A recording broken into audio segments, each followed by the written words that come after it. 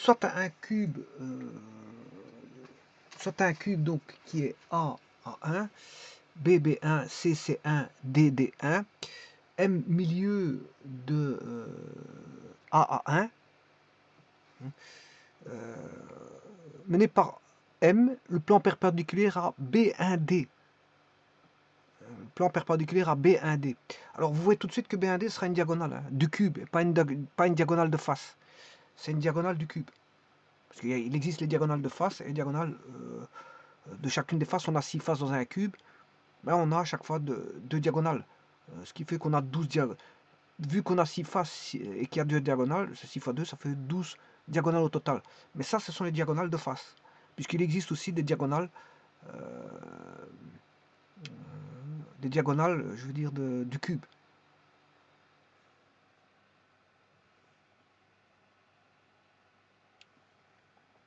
Et là, pour les diagonales du cube, vous aurez une possibilité d'une diagonale, 2 diagonales,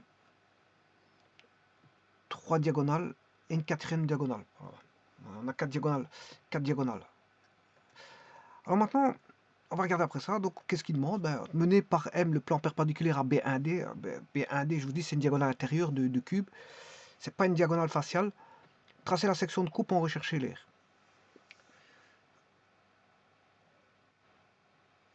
Bon, quand on dit milieu, dans un cube, bon, je vous rappelle qu'un cube, c'est un... Il y a 6 faces.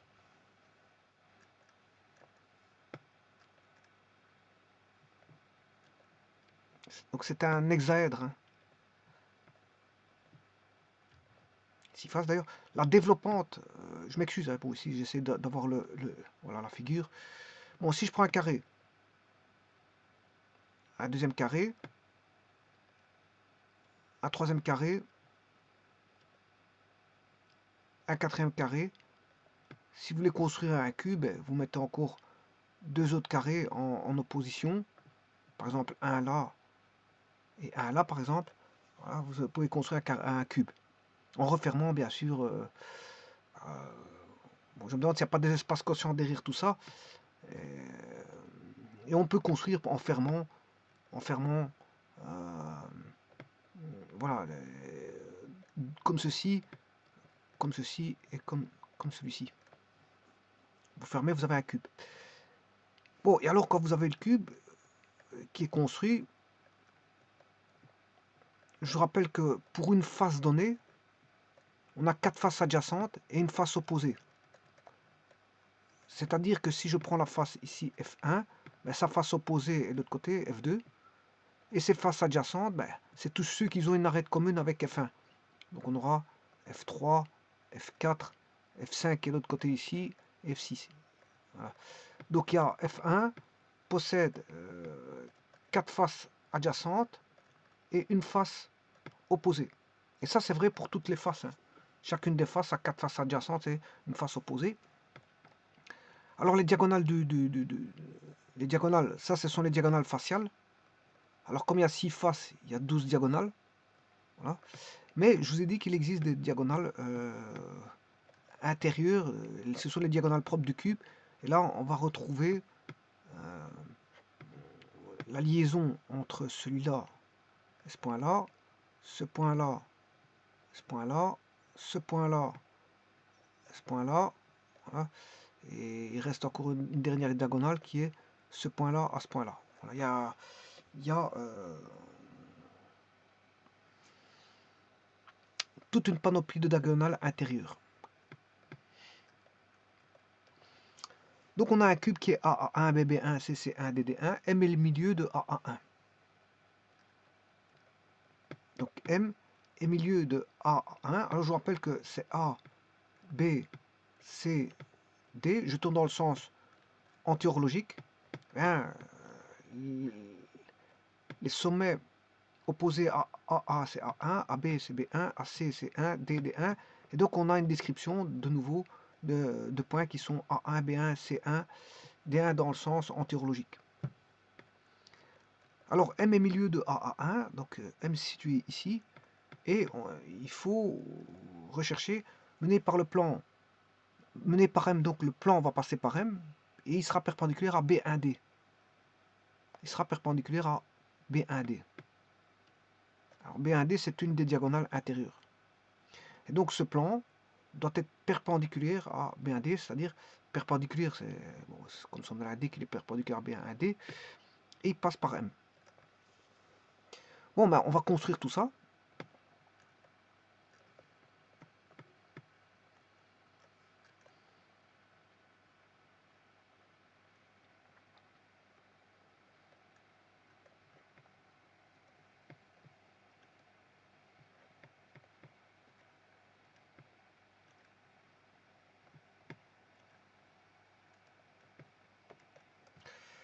Je vais mettre le point, l'origine. Bon, il faut voir le repère comme ceci.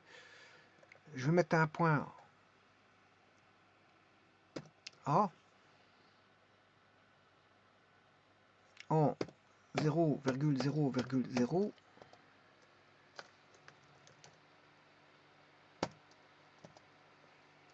En B, je vais mettre un cube de 4 cm d'arête. 4 unités d'arête. Voilà. 4,0,0.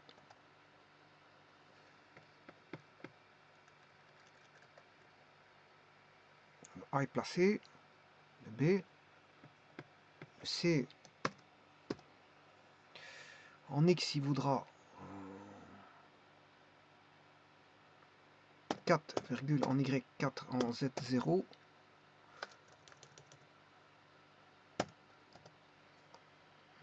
Et en D,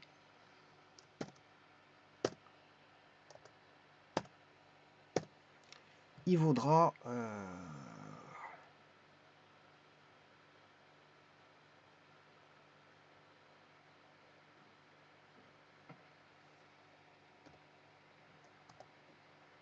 zéro en X, 4 en Y et 0 en Z. À partir de là, je peux construire mon cube. Je pointe le point A, je vais jusqu'en B. Et bon, je pointe le point C. Et là, il m'a dessiné le cube. Le problème, c'est qu'il m'a donné des noms. Hein. Bah, il m'a donné H, I, J. En plus, il m'a changé. Voilà, en construisant. Il m'a donné F, G, H, I, J. Les autres arrêtent. Alors j'ai A, B, E, oui. Mais il m'a construit G, H, I, J. Bon, je vais le faire avec ça. Hein. Je vais le faire avec ça, c'est pas un problème. Voilà, il m'a changé les. Ben, bon.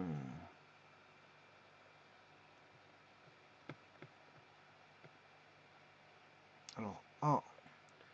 Comme je n'ai pas envie de changer les noms, ben, je ferai avec. Bon, c'est pas un problème. Alors, le G, c'est l'équivalent du A1. Le H, c'est l'équivalent du B1. Le I, c'est l'équivalent du C1. Et le J, c'est l'équivalent du D1. Alors, il m'a construit un point en plus. J, F. F, j'en ai pas besoin.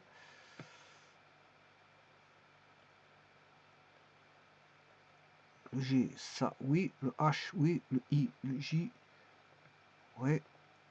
Par contre, j'ai un point en trop.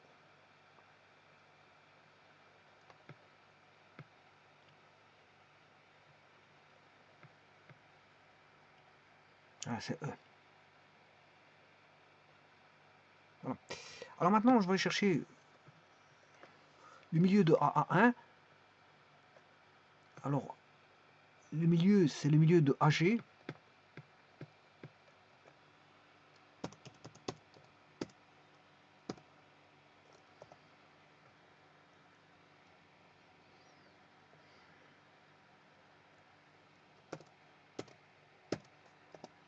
Voilà, il l'appelait K. Bon, je peux l'appeler M, c'est pas un problème.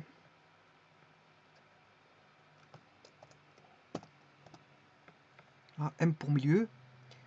Maintenant, j'ai déjà le milieu et il faut construire B1D.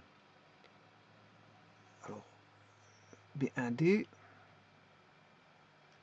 ce sera D, H, segment DH. C'est une diagonale intérieure.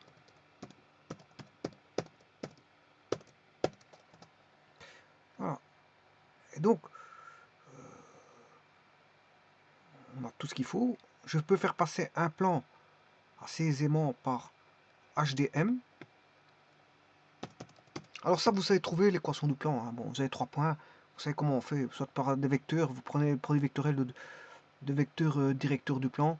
Et on sait fabriquer, enfin construire, je m'excuse, un vecteur directeur puisqu'on a des H et des M. En fait, voilà, produit vectoriel, vous allez avoir la normale au plan. Ou alors vous faites voilà, un déterminant et vous reprenez, vous calculez le déterminant avec x, y, z et les 3 points donnés. Bien sûr, avec 1, 1, 1, 1, mais il faut le réduire. Vous aurez un 4, 4, vous le réduire en 3, 3 et vous calculez le déterminant. Donc, H, D, M.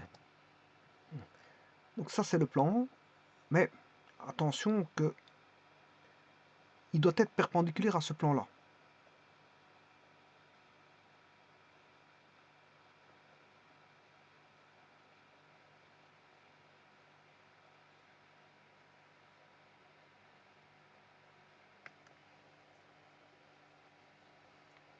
Voilà. Il doit être perpendiculaire à ce plan-là, parce que c'est pas moi qui le dis, c'est l'énoncé. Mené par le plan M, par le point M, je m'excuse, mené par M, le point M, le plan perpendiculaire à B1D. Donc il faut un plan perpendiculaire à B1D qui passe par M.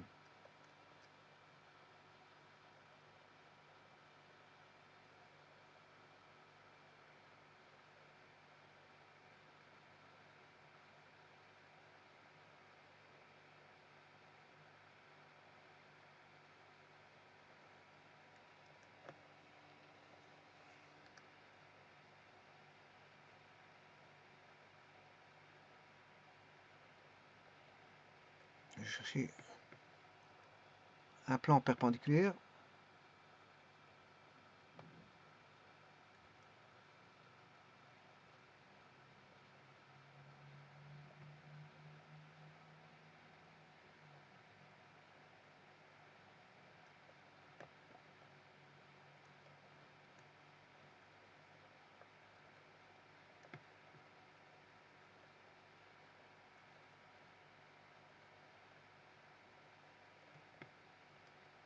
Plan perpendiculaire. Un point, point M. Ouais, on ne veut pas le faire.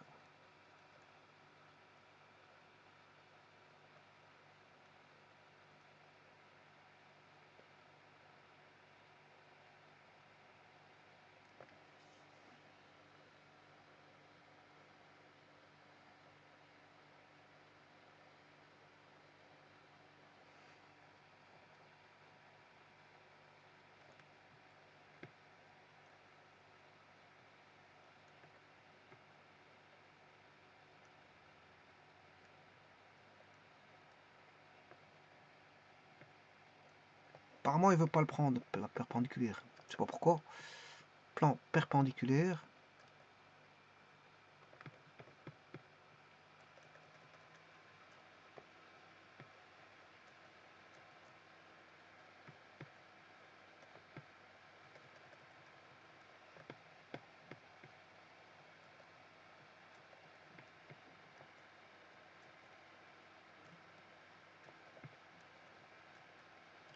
Bon. Apparemment, il ne veut pas prendre la perpendiculaire. Je sais pas pourquoi.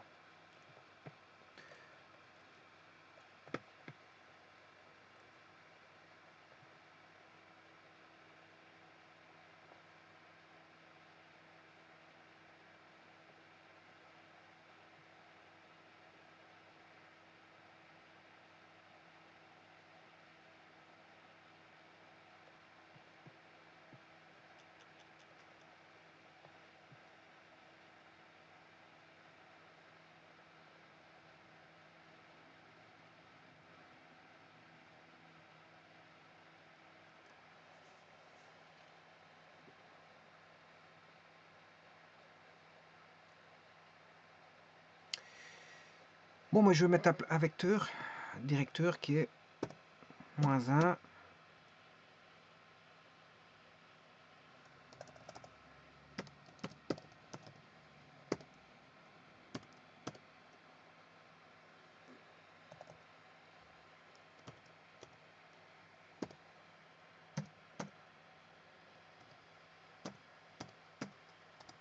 le vecteur directeur.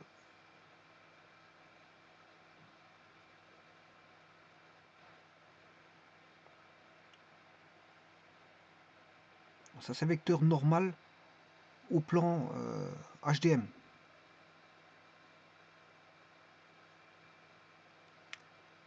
Maintenant, je vais faire un plan.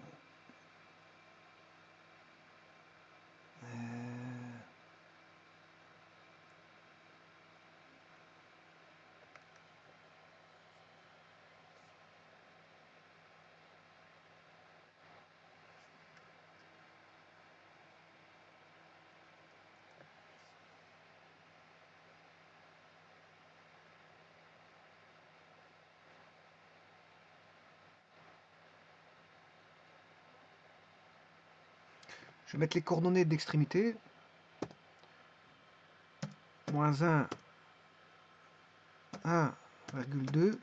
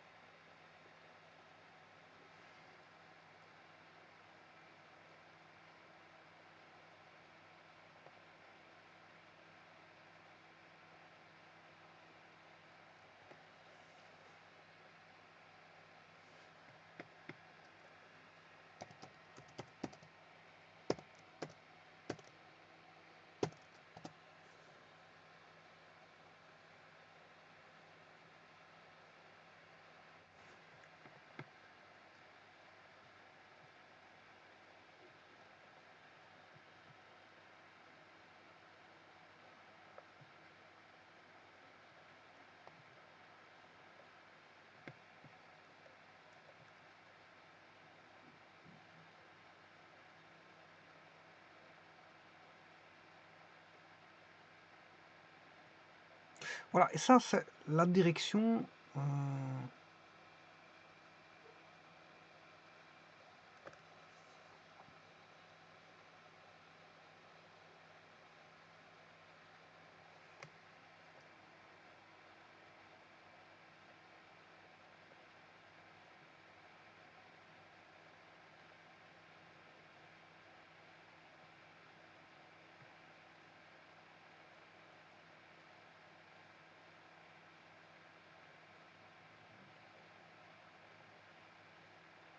Je vais aller chercher le milieu de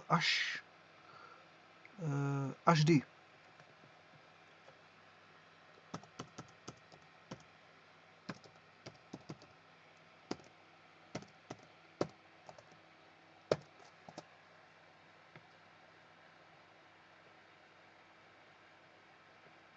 le plan va passer par là, donc il va passer par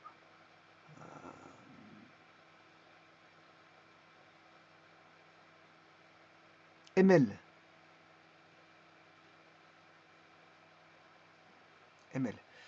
Donc je vais tracer la droite, ML.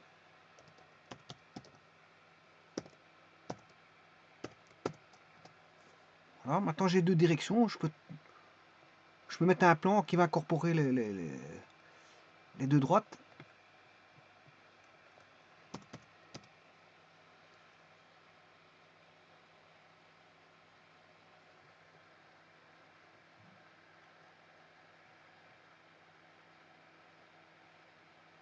H et I.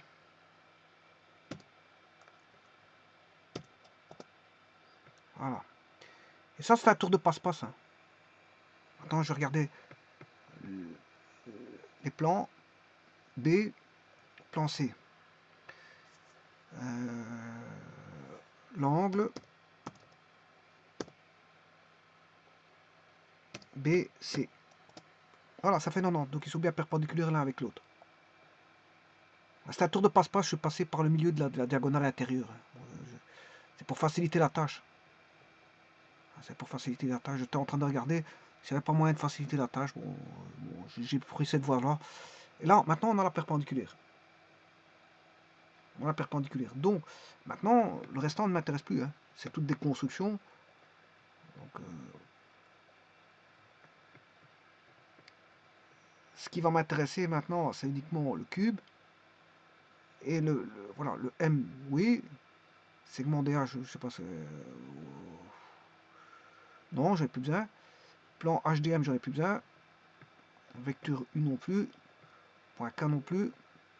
La droite AK non plus. La droite MG non plus. Le milieu centre de HD non plus. Et le plan, ce qui m'intéresse le plus, c'est ce plan-là qui passe. Bon, et l'angle, on s'en fout. Bon, c'est juste pour vérifier qu'il y avait bien 90 degrés. Bon. Alors maintenant, on va... bon, là, on a les intersections. Hein, vous voyez le plan. Plan de section, il est là. Hein. Vous le voyez, il est ombré. C'est ce qui est ombré. Alors peut-être que j'aurais besoin de la diagonale.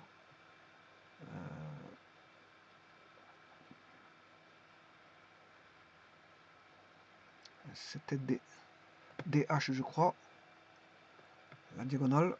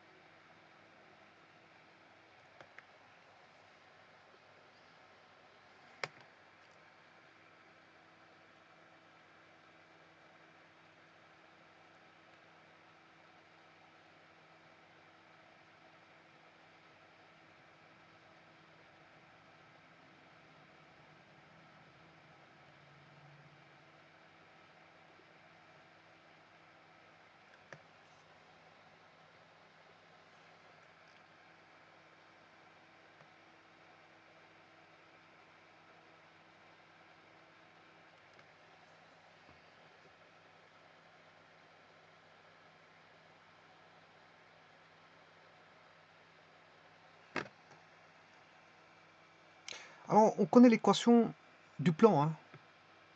Voilà, l'équation du plan, c'est le plan...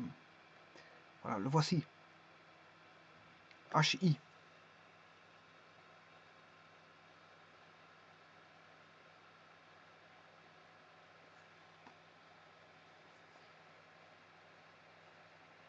Alors, pour avoir le point de coupure en bas, tout en bas, ben, il suffit de faire x égale 0. X et y qui vaut 0, donc on aura moins 1,63z égale moins 3,27, ce qui veut dire qu'on aura moins 3,27 sur 1,63. Donc si je fais 3,27 divisé par 1,63, ça fait 2. Donc on se retrouve au point 2. C'est le point 2. Donc le point 2, c'est un point qu'on peut trouver facilement. Donc je vais placer le point 0.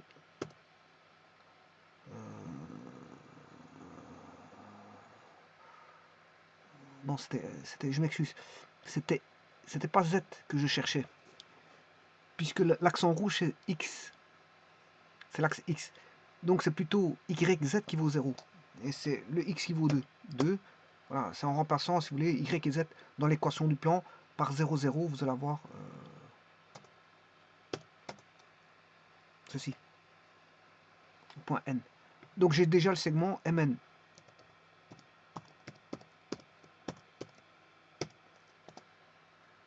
Voilà. Ça fait partie du plan de section. Alors maintenant le plan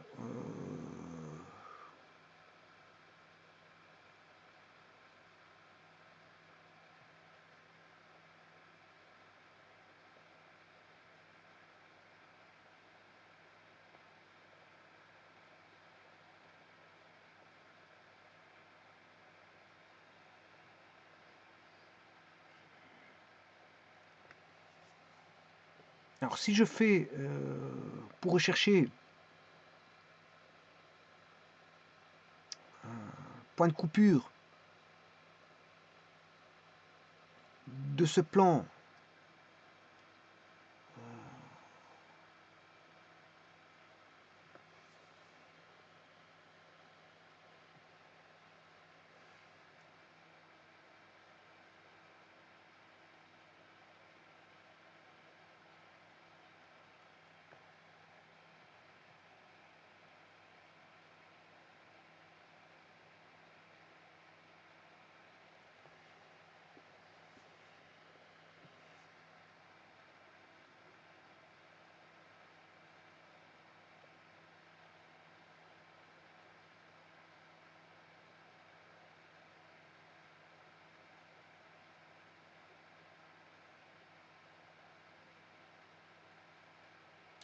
oui, quand il va le couper comme ça, on a une ligne moyenne. Hein. On a une ligne moyenne, voilà, on a une ligne moyenne. Il va couper le triangle. Comme on coupe par le milieu, ben, il va couper le milieu de l'autre côté aussi. Donc ça veut dire que ce point là-bas, qui est à côté de G, je peux le trouver aussi. Puisque c'est la ligne moyenne d'un triangle. Donc on aura, là c'est en X, c'est 2. Ouais, non, c'est 0 en X. En Y c'est 2. Et en Z c'est 2. C'est 0, 2, 2. 0,2,2. Non, c'est pas ça. C'est pas 2, c'est 4. Voilà. Il va le couper ici parce que c'est une ligne moyenne. Et donc là maintenant, on a MO,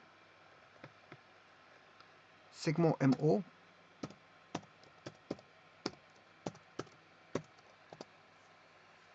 Voilà. On a déjà ça. Ah ouais, mais comme il le coupe au milieu là-bas, on a, ouais, parce que j'ai le OJ. Voilà, on a aussi une ligne moyenne. Donc là, il va le couper en...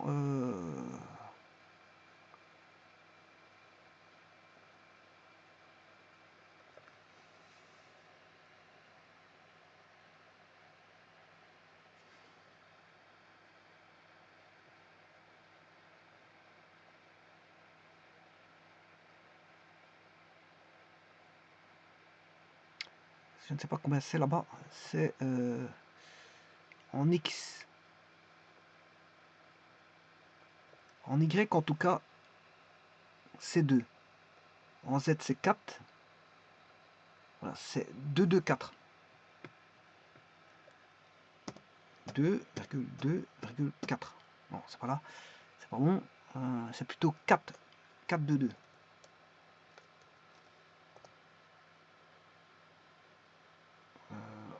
4, oui. Ouais, mais c'est 4 en Y. 4 en Y. C'est 2 en X. Ah là, c'est ça. C'est bien ce point-là. Parce que c'est une ligne moyenne aussi. Hein. Bon, il va le couper au milieu, donc on sait bien où est-ce qu'il est coupé. Là, c'est... on s'est tracé OP.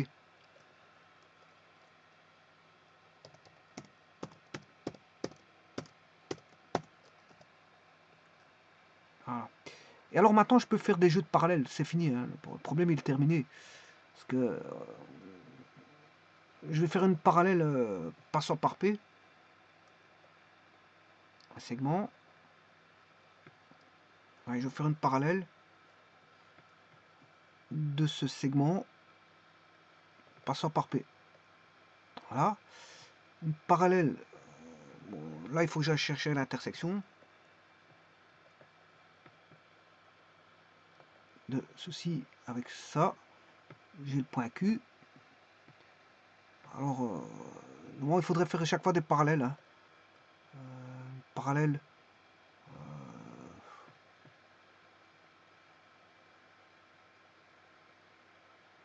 C'est des milieux, ils passent par tous les milieux. Alors, je vais chercher une parallèle.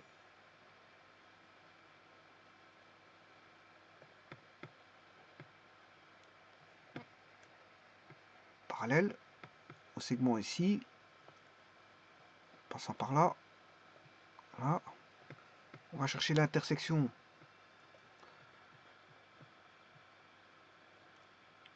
de ce segment avec la droite. Et là, on a tout. On a tous les points. Donc, on aura le point. Alors, je vais construire un polygone. Hein. Polygone. 1, 2, 3, 4, 5, 6, 7. Voilà.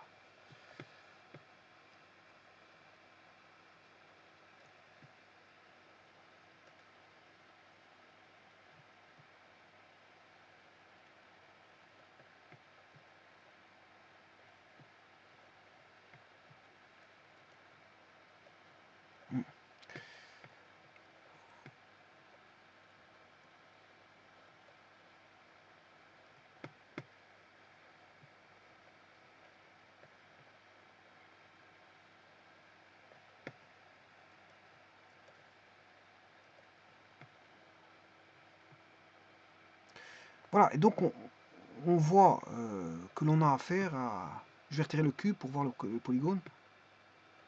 Voilà, on a affaire à 1, 2, 3, 4, 5, 6. On a affaire à un hexagone.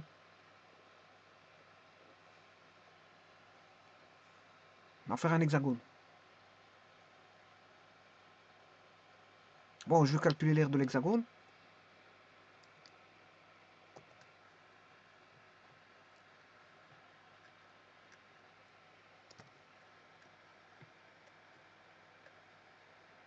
Sachant que le côté... Bon, je peux vous dire combien fait le côté ici, hein, parce que, rappelez-vous,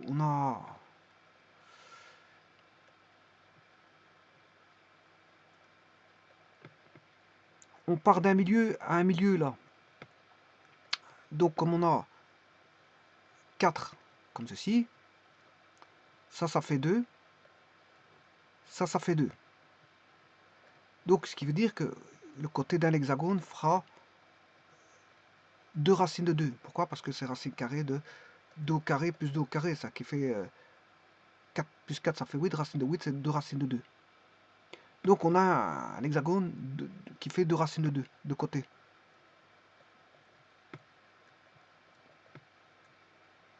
Ce qu'on appelle l'apothème. L'apothème. C'est l'apothème. On a un centre. Voilà, et on peut calculer, donc si je divise par 2,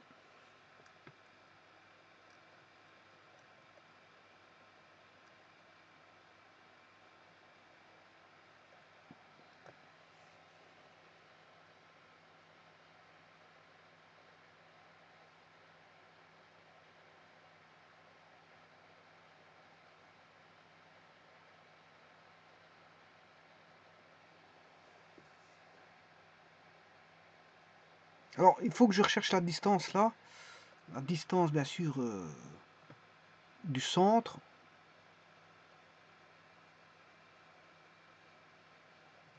Je vais tracer MP, segment NP,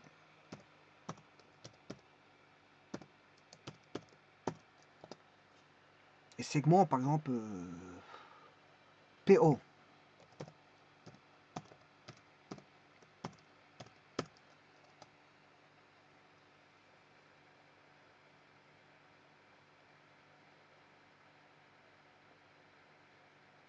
sais pas qu'est-ce que c'est comme lettre. Parce que c'est GeoGebra, l'art de cacher les lettres. Ça devient difficile de savoir ce qu'on a. Alors ça c'est B. Segment OB.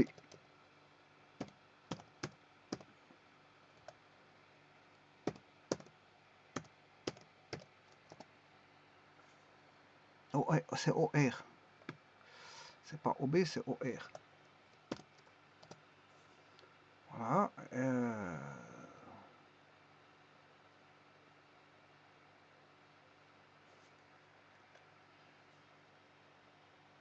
L'intersection. Donc il suffit de diviser par 2. Hein, 5,66, le segment 5,66 divisé par 2.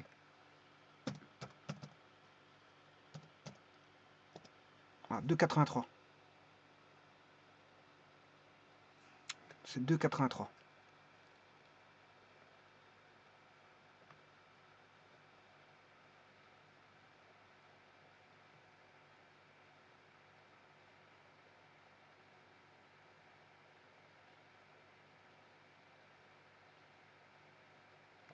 Donc 2,83, qu'est-ce que c'est? C'est ceci. C'est ceci.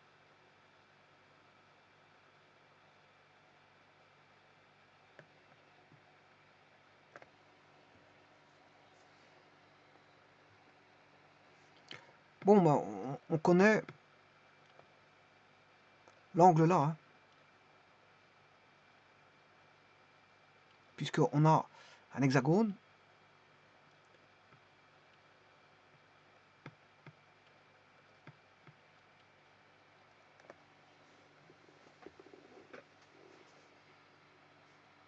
Un hexagone, on divise par 6 l'angle de 360, ça fait 60 degrés. On a 60 degrés, 60 ici, 60, 60, 60, 60, 60. Bon. Ce qui veut dire que là, j'ai racine de 2, 2 racines de 2 divisé par 2, parce que les deux parties là sont égales. Là, il n'y a plus que 30 degrés. Et ceci, je vous avais dit que c'était 2,83.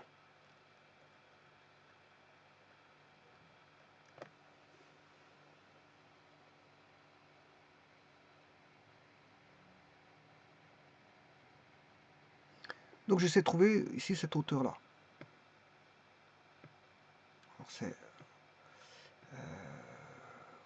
On a, par rapport aux 30 degrés, on a le côté adjacent. Enfin, on a le côté opposé, je m'excuse. On cherche le côté adjacent. Le côté adjacent sur le côté opposé, je peux faire ça. Hein. C'est tangente 30. Voilà. Tangente 30. Donc, bien sûr, la tangente de 30,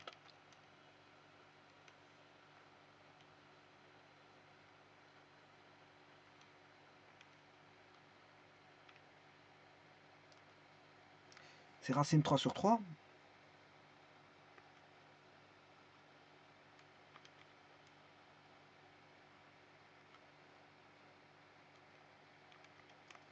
C'est racine 3 sur 3. Hein.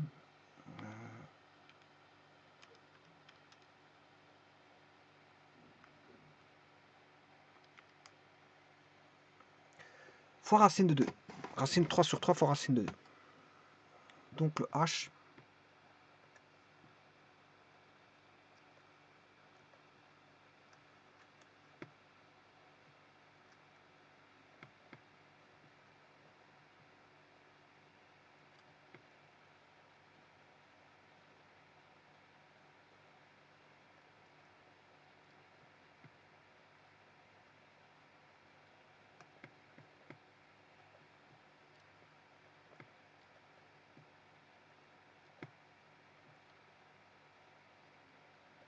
ça c'est la tangente de 30. Ah, c'est bien. Côté 30 degrés. côté adjacent, côté opposé, je m'excuse, côté opposé sur côté adjacent. Donc, côté opposé sur côté adjacent est égal à tangente de 30. Donc, je m'étais trompé ici, hein. Je fais bien d'aller doucement parce que je peux me tromper facilement. Voilà, donc je m'excuse pour le ralenti. Bon, je cherche. Voilà, donc tangente de 30, c'est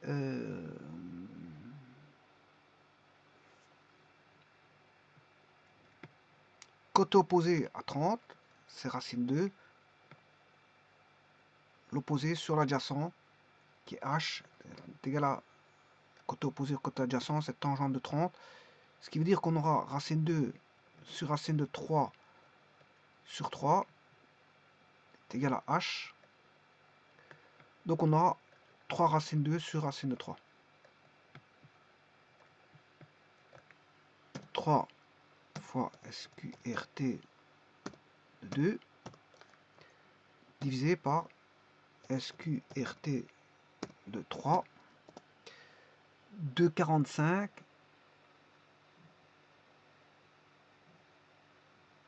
distance de H à OP. Distance H virgule OP, je ne sais pas s'il va le prendre. Voilà. Bon, je prends le milieu de OP.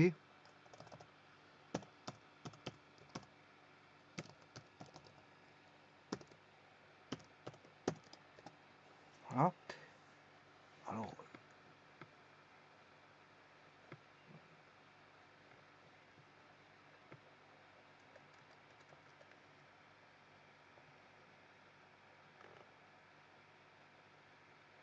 intersection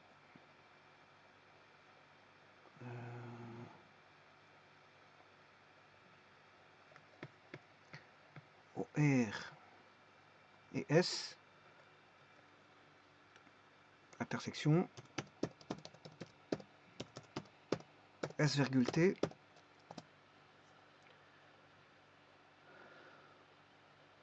et distance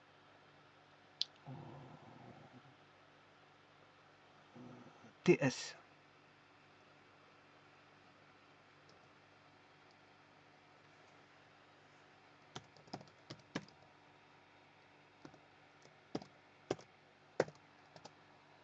« 2,45, c'est juste, donc tout est bon. Donc en fait, ST c'est l'apothème. Hein. Voilà.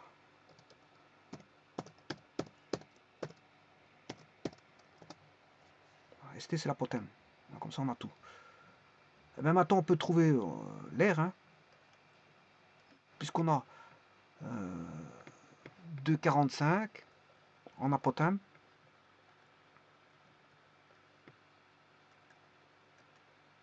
Hein. On a base fois la hauteur, racine 2 fois l'apothème qui est 2,45, base fois hauteur sur 2, bien sûr fois 2, parce qu'en fait il y a deux airs comme ceci, ça c'est l'air qui est là, voilà. Donc ça se simplifie ici, et on fait 6 fois, parce qu'il y a 6 airs, 1, 2, 3, 4, 5, 6. En faisant 6 fois racine 2, 2,45, dans la réponse. 6 fois SQRT de 2 fois 2,45, 20,79. Je vais regarder si le polygone ça fait 20,79. 20,78, oui, donc c'est bon. C'est bon, c'est juste. Bon, maintenant, je n'ai pas fait les équations droites, c'est à vous à les faire. Hein. Bon, j'imagine que vous savez les faire, créer l'équation d'un plan et tout le tralala, tralala, vous savez faire. Bon, si c'était pas le but de faire tout ça, hein. Chercher des intersections, vous savez faire. J'ai montré comment il fallait faire dans d'autres vidéos. C'est-à-dire, voilà, j'ai montré dans d'autres vidéos comment on faisait. Ici, j'utilise les propriétés de la ligne moyenne pour trouver le plan de section. Alors que bon, il y a moyen de le trouver par une technique bien précise. Ah, mais ici, je n'ai pas fait une technique bien précise. Je l'ai fait par la ligne moyenne. Ah,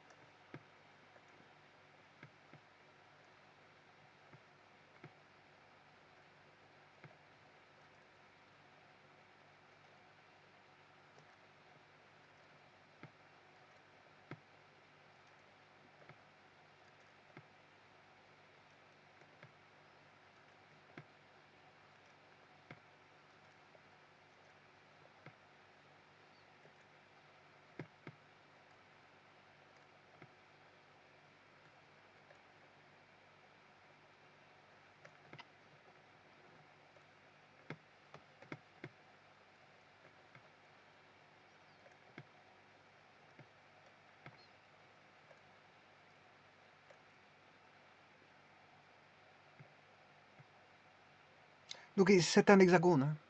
On découpe ici un hexagone. La figure ici est un hexagone.